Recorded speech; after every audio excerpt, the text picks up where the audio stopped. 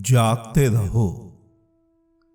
एक ने पूछा, कहता है परमात्मा, प्रज्ञा जागृत होने पर जो रूपांतरण होता है, बुद्धत्व के घटने पर जो मनुष्य में रूपांतरण होता है, चेंजेस आती हैं,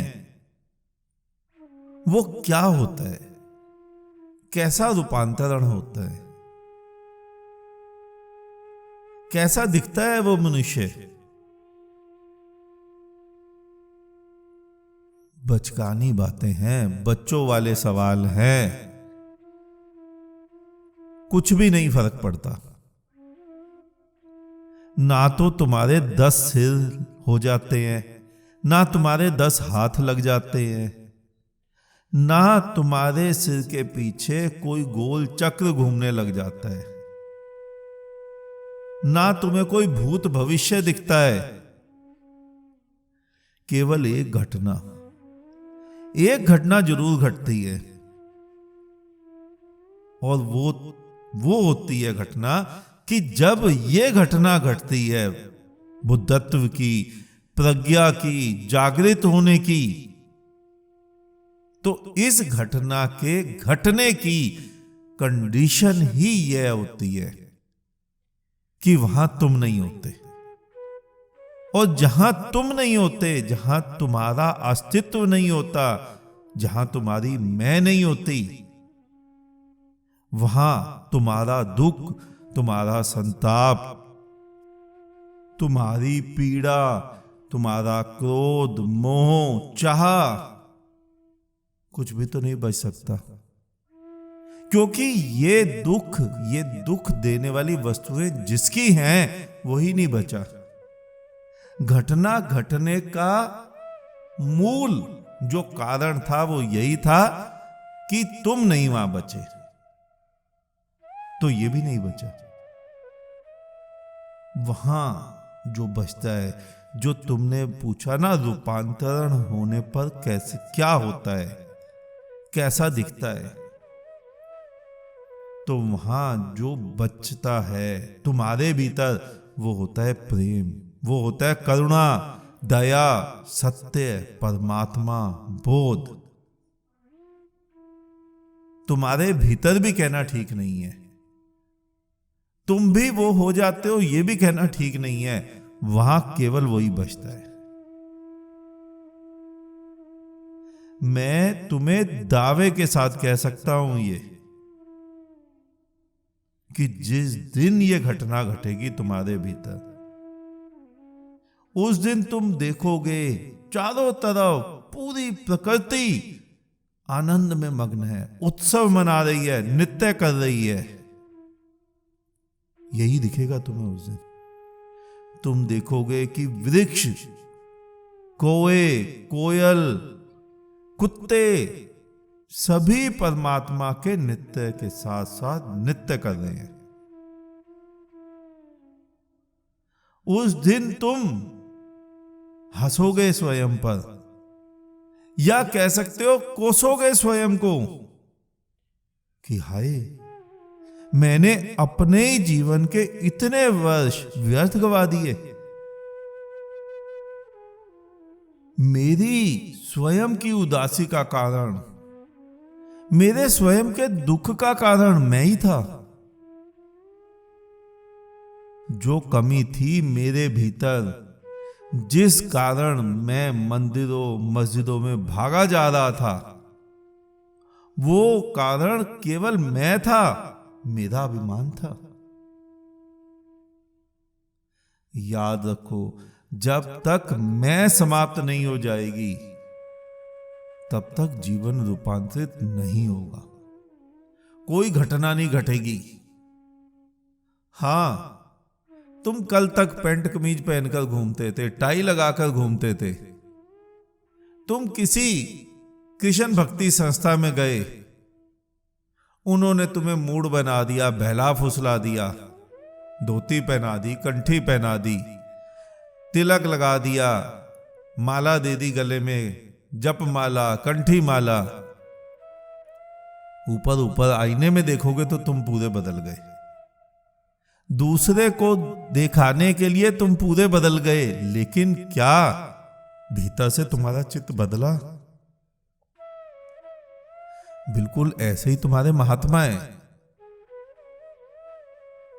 कल तक कोई व्यक्ति व्यापार करता था, कहीं नौकरी करता था, किसी ने समझाया कथा करनी सीख लो, वो कथा करने चला गया, व्यापार बंद कर दिया, चोटी बढ़ा ली, तिलक लगा लिया, कंठी पहन ली, गद्दी बनाकर बैठ गया।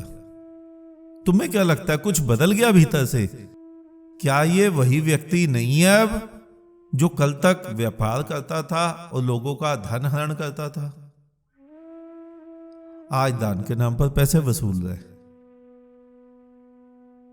तो ये जो घटना घटती है ना, ये तब घटती है जब मैं समाप्त होती है, और जिसकी मैं समाप्त हो गई उसका मैं हिंदू हूं ये बचा।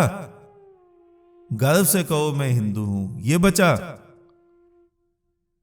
या दीन ही सर्वश्रेष्ठ धर्म है पूरी दुनिया में, इस्लाम, ये वक्तव्य बचा। मैं सिख, मैं ईसाई, मैं बौद्ध, मैं जैन, बचेगा कुछ?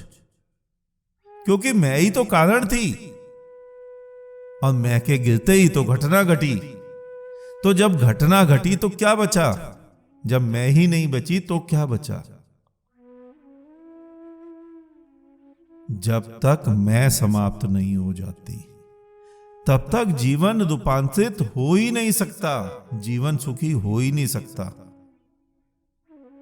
अगर तुम्हें लगता है धनवान सुखी हैं,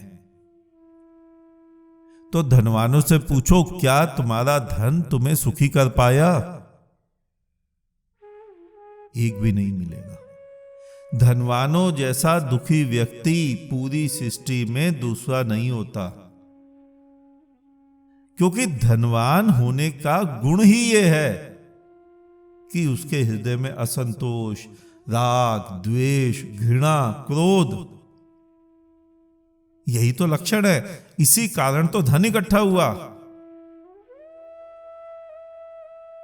तुमने धन को मुख्य मानकर सारे कार्य की तुलना कर ली, और उसी कारण तुम भी उलझ गए। एक शब्द सुना होगा ना तुमने, दरिद्रता। दरिद्रता शब्द को तुम सोचते हो धन से उसका कुछ लेना देना है।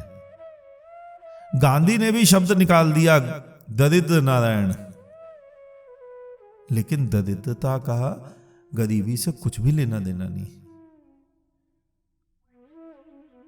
एक व्यक्ति जिसके पास भूख है लेकिन भोजन नहीं है, वो गरीब है, दरिद्र नहीं है।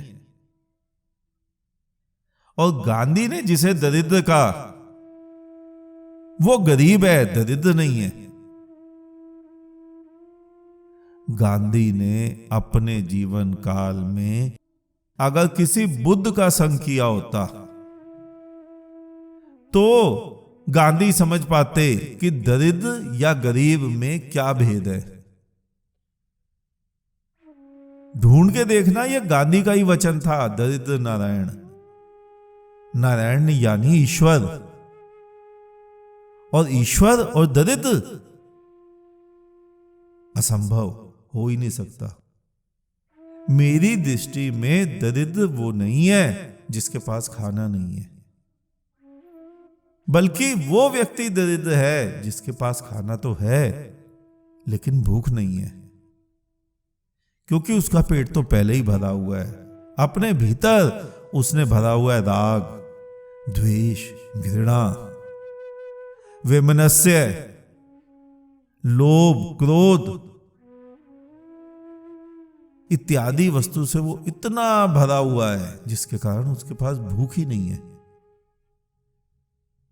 जिस दिन तुम खाली होकर बैठोगे, विश्राम में किसी बुद्ध का संग करोगे, किसी प्रज्ञावान का संग करोगे, किसी ज्ञानी का संग करोगे, उसी क्षण घटना घटेगी। ये खाली होके बैठना, ये मुख्य कारण है। अभी तो तुम भरे हो अपने अपने धर्मों के वचनों से। कोई हिंदुत्व से भरा है, कोई इस्लाम से, कोई सिख, कोई ईसाई, कोई बौद्ध, कोई जैन, सभी भरे हुए हैं।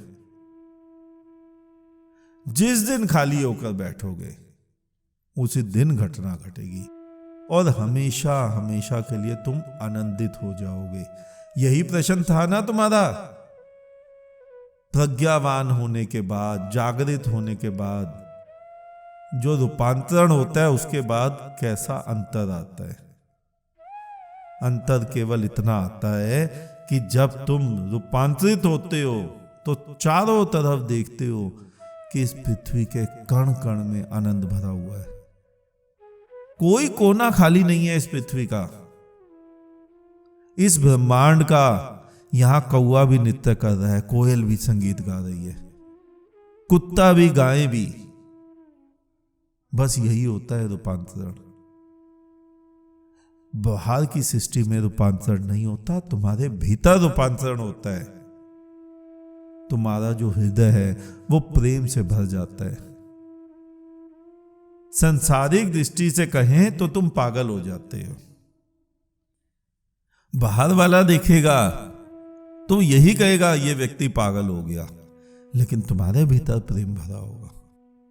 तुम्हारे भीतर से प्रेम छलक छलक के बाहर बहेगा। बस इतना ही रूपांतरण होता है, और कुछ भी रूपांतरण नहीं होता। अगर तुम्हें अच्छा लगता है ऐसा रूपांतरण,